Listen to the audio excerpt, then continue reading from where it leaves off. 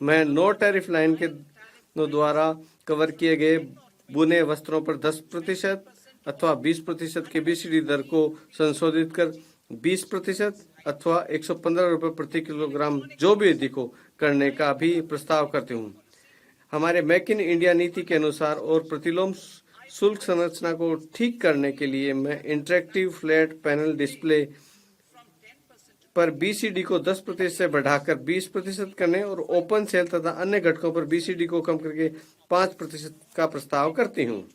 वर्ष 2023-24 के बजट में मैं एलसीडी एलईडी टेलीविजन के ओपन सेल के विनिर्माताओं के लिए ओपन सेल के पुर्जों पर बीसीडी को 5% से कम करके 2.5% कर दिया था। ऐसे ओपन सेल के विनिर्माताओं को और बढ़ावा देने के लिए हम इन पुर्जों पर बीसीडी छूट प्राप्त होगी। Lithium ion battery. मैं इलेक्ट्रॉनिक वाहनों के बैटरी के विनिर्माण के लिए 35 अतिरिक्त पूंजी वस्तुओं और मोबाइल फोन बैटरी विनिर्माण के लिए 28 अतिरिक्त पूंजी वस्तुओं को छूट प्राप्त पूंजीगत वस्तुओं की सूची में शामिल करने का प्रस्ताव करती हूँ। इससे मोबाइल और इलेक्ट्रॉनिक वाहन दोनों के लिए लिथियम आयन बैटरी के घरेलू विनिर्माण को बढ़ावा मिलेगा। पौध परिवहन क्षेत्र। ये मानते हुए कि पौध परिवहन में उत्पादन शुरू करने से पहले की लंबी अवधि होती है, मैं जल पोतों के विनिर्माण के लिए कच्चे माल घटकों उपभोज्यों तथा पुर्जों पर अगले 10 वर्षों तक बीसीडी से छूट जारी रखने का प्रस्ताव करती हूँ।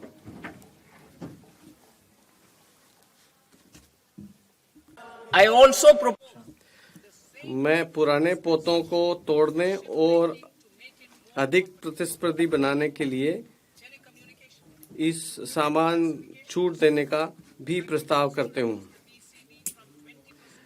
मैं वर्गीकरण उत्पादों को रोकने के लिए कैरियर ग्रेड इथरनेट स्विच पर BCD non carrier ethernet switch को सक्षम बनाने के लिए 20% से कम करके 10% का प्रस्ताव करती हूँ।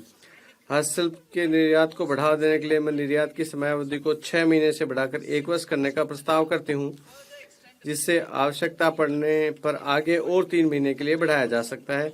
मैं शुल्क मुक्त इनपुट की सूची में 9 और मदों को शामिल करने का भी प्रस्ताव करती हूँ। लेदर क्षेत्र।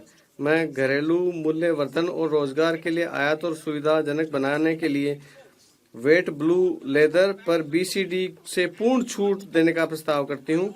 मैं छोटे चर्म शोधकों द्वारा निर्यात को सुविधाजनक बनाने के लिए क्रस्ट लेदर को 20% निर्यात शुल्क से छूट देने का भी प्रस्ताव करते हूँ। समुद्री उत्पाद।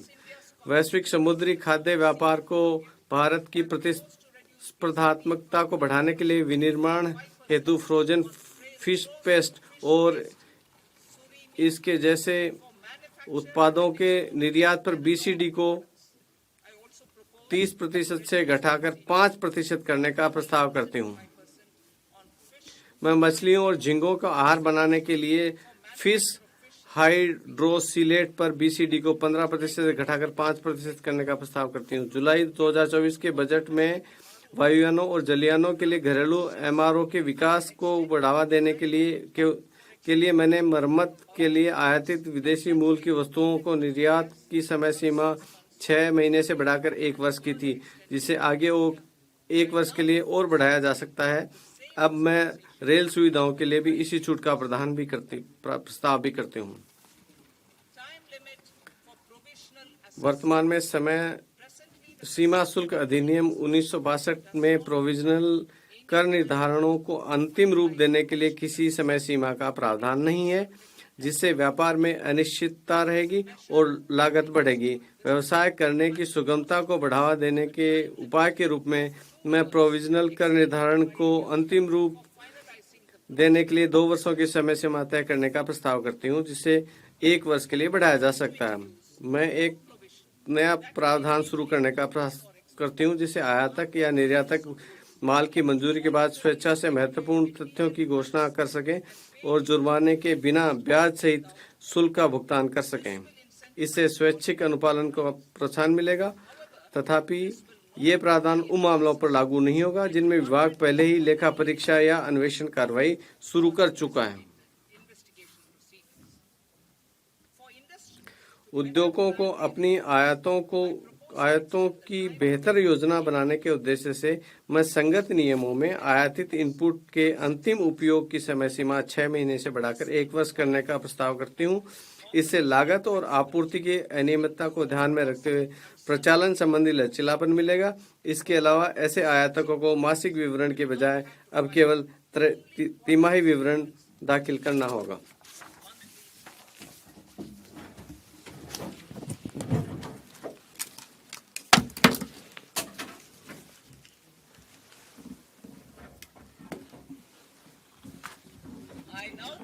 अब मैं अपने प्रत्यक्ष कर प्रस्तावों पर आती हूँ। भाग क में मैंने विकसित भारत के विजन को साकार करने के लिए कराधान सुधारों को मुख्य सुधारों के रूप में संक्षिप्त रूप में रेखांकित किया है। आपराधिक विधि के संबंध में हमारी सरकार ने हाल ही में भारतीय दंड संहिता के स्थान पर भारतीय न्याय संहिता को अधिनियमित किया है।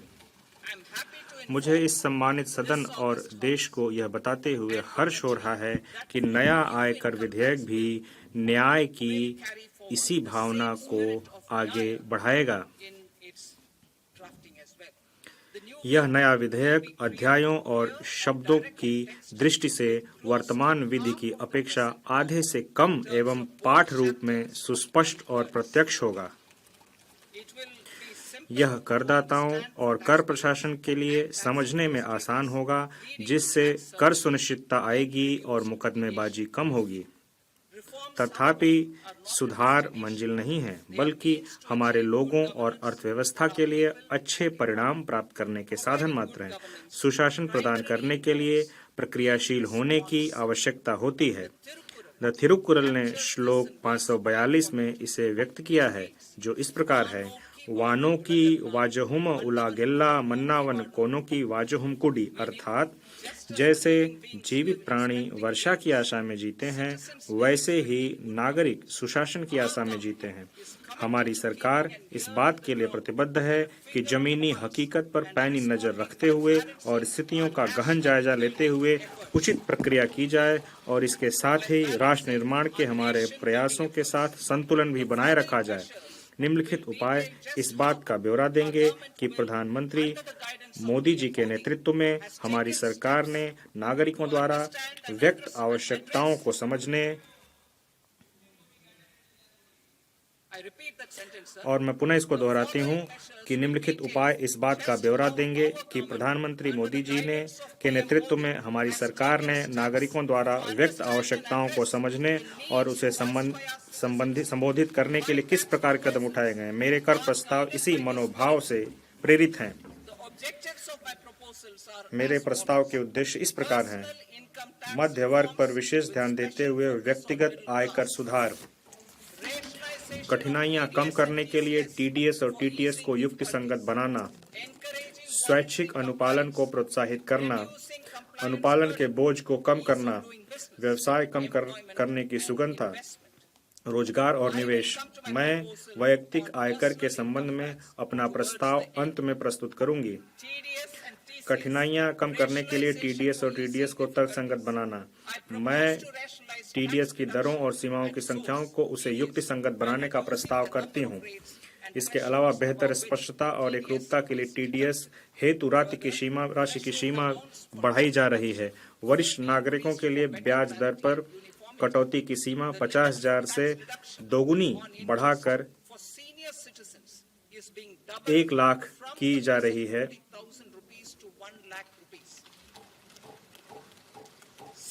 इसी प्रकार किराए पर टीडीएस के लिए वार्षिक सीमा, जो कि 2.40 लाख से बढ़ाकर 6 लाख कर दी गई है।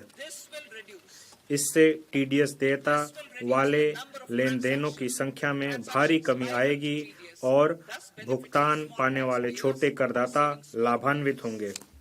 भारतीय रिजर्व बैंक की उदारीकृत धन संप्रेषण स्कीम के अंतर्गत धन संप्रेषणों पर टीसीएस की सीमा को 7 लाख से बढ़ाकर 10 लाख कर दिया गया है। मैं शिक्षा प्रयोजनों के लिए उन धन संप्रेषणों पर टीसीएस को हटाने का प्रस्ताव भी करती हूं, जहां ऐसे धन संप्रेषण निर्दिष्ट वित्तीय संस्था से लिए गए ऋण से हों। माल बिक्री से जुड़े हुए किसी भी लेन देन पर टीडीएस और टीसीएस दोनों लागू किए जा रहे हैं। अनुपालन से जुड़ी हुई कठिनाइयों से बचने के लिए मैं टीसीएस को हटाने का प्रस्ताव करती हूं। मैं यह भी प्रस्ताव करती हूं कि अब उच्च टीडीएस कटौती के प्रावधान केवल गैर पैन मामलों पर ही लागू होंगे।